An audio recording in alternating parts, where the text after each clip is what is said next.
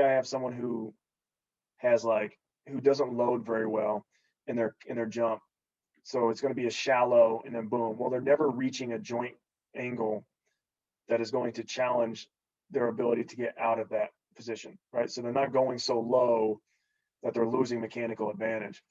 So the loading position that they reach is shallow, and it's still a point where they can produce a lot of force fast because they don't have to overcome a lot, right? So is that a good thing to have a high RFD? If you just looked at RFD, you'd be like, hey man, that's great. But then if you look at like his ability to load, you're like, well, that's not great. Of course you should have a high RFD there because there's no resistance. So like what if you loaded another inch? Does your RFD stay the same? If it does, fantastic, because now we're introducing elements of compliance and again the ability to eccentrically load and improving that. So there's a lot of interplay, you know, understanding the relationship of these metrics and how it can play out on the court of the field is really, where the money is at for a lot of this stuff. Go Is ahead.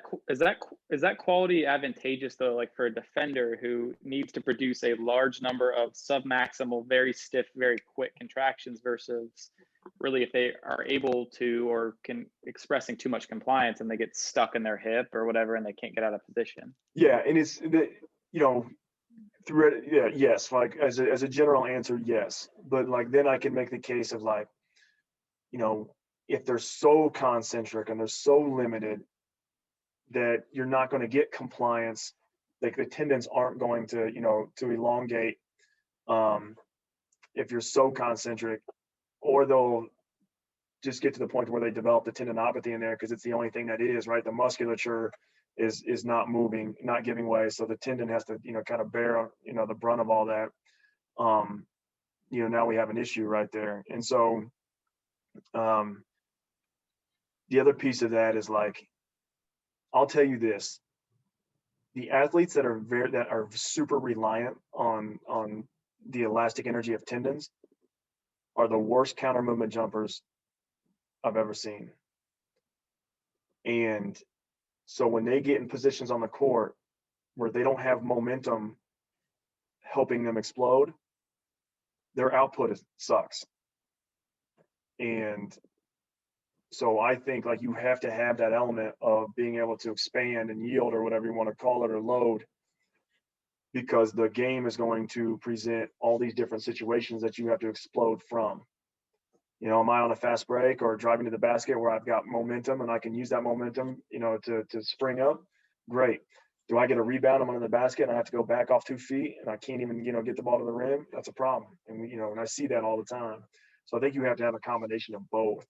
And, it comes back to that sweet spot. That's why you train both.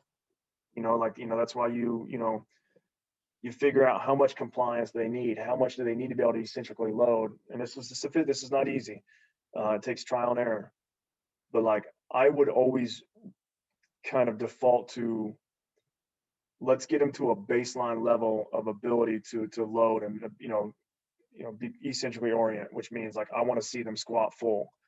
And easier said than done, but I want to see that unweighting phase and that jump, be a nice unweighting phase. I want to see it be a little bit wide and deep to show me that they can unweight. And then we can build off of that. Because if you don't have that, you're building off of a crappy foundation that has compensation at its core. And so now that may take time, no doubt about it. So I think if you see like explosive training start to take away from a guy's movement, that's when like the resiliency or the capacity of that good movement is too low. It's not enough. And so you just kind of have to temper it right there. But I understand what you're saying. Is there a benefit to a guy being really good in these short actions? For sure there is.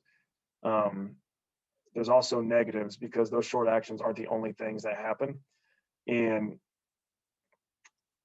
the thing that throws you into being good at those short actions is taking away from movement elsewhere.